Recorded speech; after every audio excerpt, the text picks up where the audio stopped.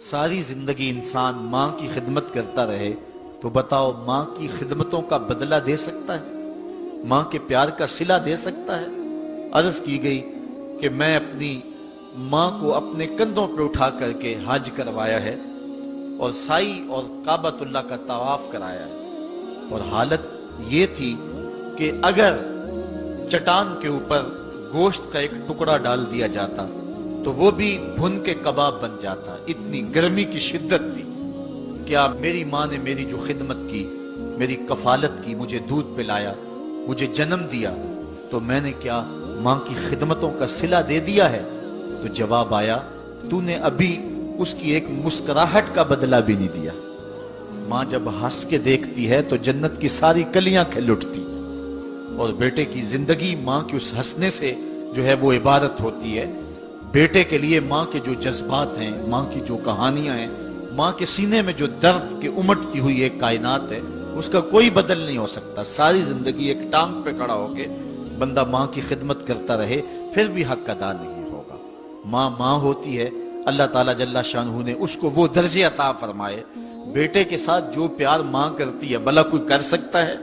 کوئی اتنی محبت دے سکتا ہے جتنی ماں محبت دیتی ہے؟ ساری زندگی بھی انسان ان محبتوں کا بدل دینا چاہے تو نہیں دے سکتا، چونکہ ماں کے پیار کا کنارہ ہی کوئی نہیں۔ ماں کی محبت کی گہرائی اور گہرائی کو کوئی ناپ ہی نہیں سکتا۔ سمندر کے پاتال تک تو شاید کوئی پہنچ گیا ہو، لیکن ماں کے پیار کا کنارہ آج تک کسی کو نہیں ملا۔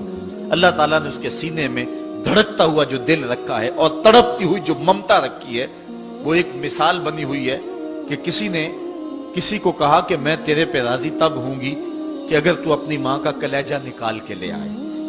اس بدبخت نے اپنی اس محبوبہ کی خواہش کو پورا کرنے کے لیے اس اقدام کی تیاری بھی کر لی، اور جا کے ماں کا سینہ چیرا اور اس کا کلیجہ نکالا، اور اپنی اس محبوبہ کی خوشنودی کے لیے تیز تیز آ رہا ہے کہ میں اس کو دکھاؤں کہ میں نے یہ کارنامہ بھی سر انجام دے دیا اور یہ چوٹی بھی سر کر لی ہے۔ تو تیزی سے آ رہا تھا، راستے میں ٹھوکر لگی، جب گرا تو کہتے ہیں ماں کے کلیجے سے آواز آئی، پتر چوٹ تو نہیں آئی ہے؟ یہ ماں کے پیار کا روپ ہے، یہ ماں کی محبت کا انداز ہے۔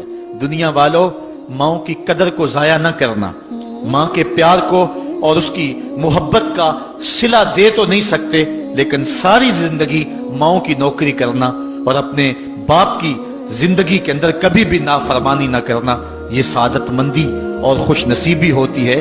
حضور نے منبر کی 3 سیڑھیوں پہ قدم رکھتے ہوئے آمین آمین کہا تھا، تو بعد میں پوچھا گیا حضور آپ نے ہر سیڑھی پہ قدم رکھتے ہوئے آمین کہا، تو یہ کیا ماجرا تھا؟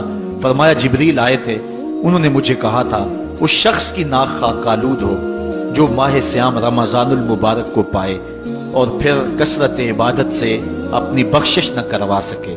تو میں نے آمین کہا، پھر کہا اس شخص کی ناک خاک آلود ہو جو والدین کو بڑھاپے میں پائے اور جنتی نہ ہو سکے ان کی خدمت کر کے۔